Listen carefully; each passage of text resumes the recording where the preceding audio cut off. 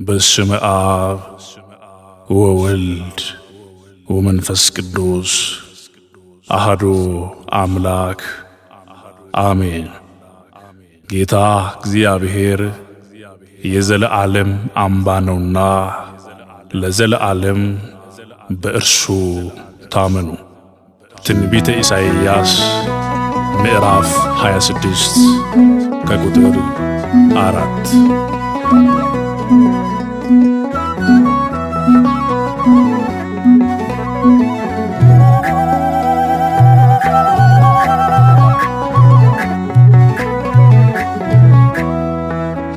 የዘላለም የሆንክ ድንቅ ጌታ ነገዬን የምታውቅ የሆንከኝ መከታ እንዳልፈራ አድርገህ ዳግም የሠራኸኝ የትንሣኤው ጌታ ሁሌም ክበርልኝ። የዘላለም የሆንክ ድንቅ ጌታ ነገዬን የምታውቅ የሆንከኝ መከታ እንዳልፈራ አድርገህ ዳግም የሠራኸኝ የትንሣኤው ጌታ ሁሌም ክበርልኝ።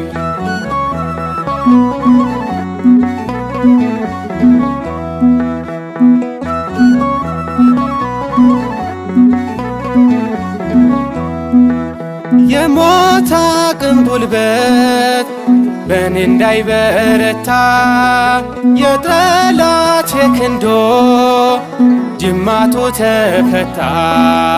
ከመቃብር ወርደ የኔ ሞት ስትሞት እኔ ግን ፈካሆኝ ታየሁኝ በሕይወት። የዘላለም የሆንክ ድንቅ ጌታ ነገዬን የምታውቅ የሆንከኝ መከታ እንዳልፈራ አድርገህ ዳግም የሠራኸኝ የትንሣኤው ጌታ ሁሌም ክበርልኝ።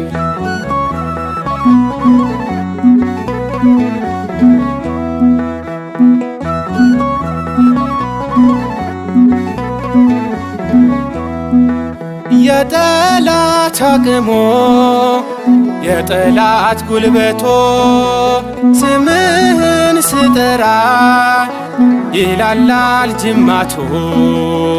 ስላየኸኝ አንተ በዘላለም ፍቅር ቅጥሬ ሰላም ሆኗል ክበር እግዚአብሔር። የዘላለም የሆንክ ድንቅ ጌታ ነገዬን የምታውቅ የሆንከኝ መከታ እንዳልፈራ አድርገህ ዳግም የሠራኸኝ የትንሣኤው ጌታ ሁሌም ክበርልኝ።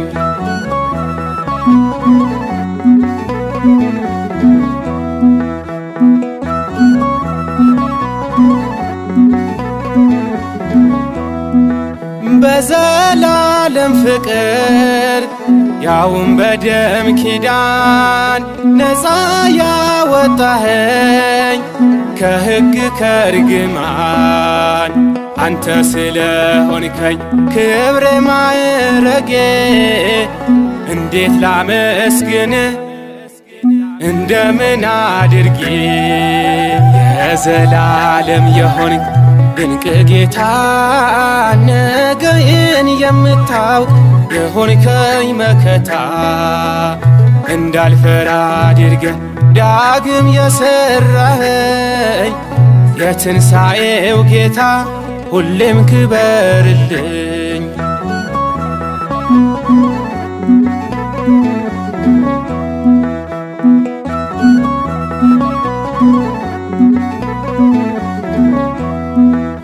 የአማርኛ ውበት የቅኔው ከፍታ የመወደስ ብዛት የሰዎች እልልታ ከቶ አንተን አይገልጽ በምንም ሁኔታ። ከቃላት በላይ ነህ የነፍሳችን ጌታ የዘላለም የሆንክ ድንቅ ጌታ ነገዬን የምታውቅ የሆንከኝ መከታ እንዳልፈራ አድርገህ ዳግም የሠራኸኝ የትንሣኤው ጌታ ሁሌም ክበርልኝ።